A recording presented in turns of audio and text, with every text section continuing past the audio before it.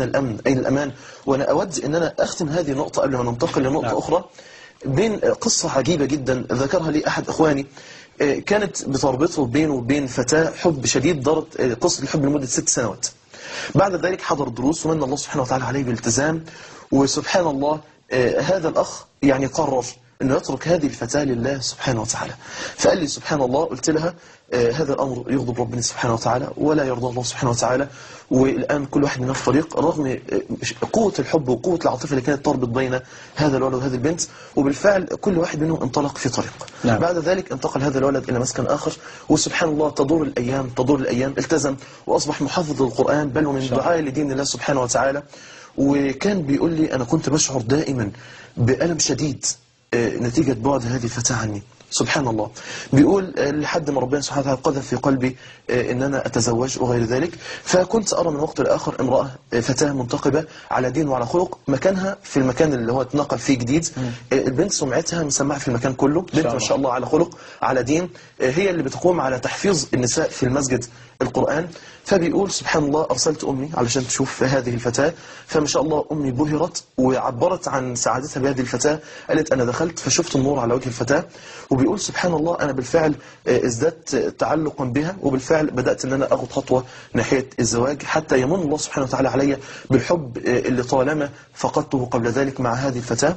ويقول وسبحان الله كانت صدمة قوية شديدة إن في اليوم اللي أنا دخلت فيه هذا البيت للرؤية الشرعية ترفع الفتاة نقابها، ففوجئت البنت أن اللي تقدم هو الولد القديم ما شاء الله، وفوجئ الولد بأن البنت هي البنت القديمة. ترك الأمر لله فعوضه الله بما يريد، كما قال صلى الله عليه وسلم ومن ترك شيئا لله أبدله الله خيرا منه. سبحان الله، كلماته القليلة اللي قالها لها زمان دفعت البنت الالتزام، دفعت البنت لحب الله.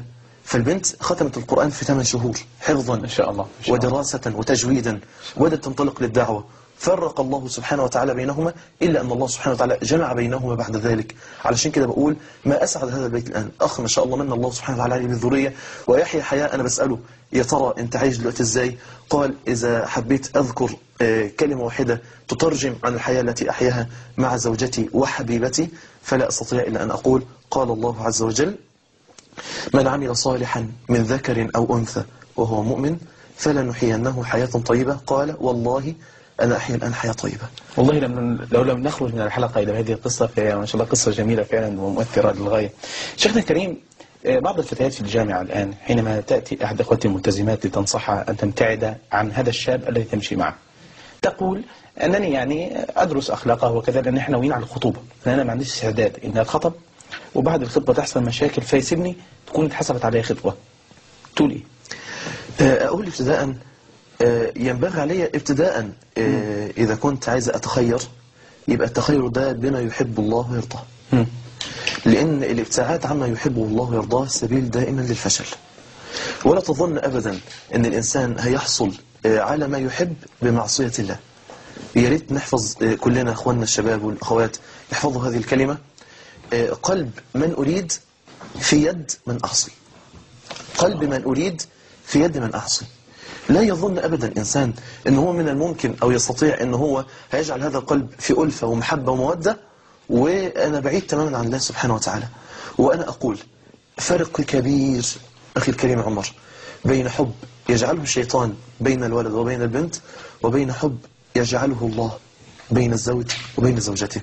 قال الله عز وجل ومن آياته أن خلق لكم من أنفسكم أزواجا لتسكنوا إليها وجعل بينكم مودة هي المحبة. من الذي جعلها؟ هو الله سبحانه وتعالى.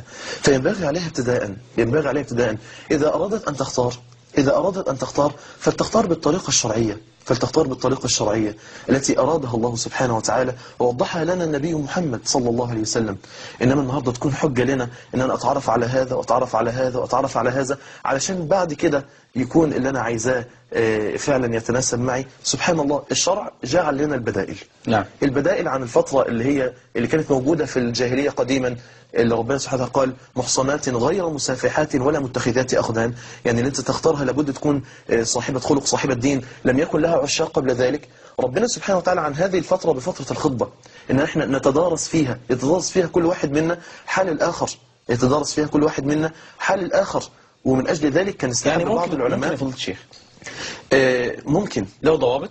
له ضوابط. نعم. قال النبي صلى الله عليه وسلم عليه الصلاة والسلام. تزوجوا الودود.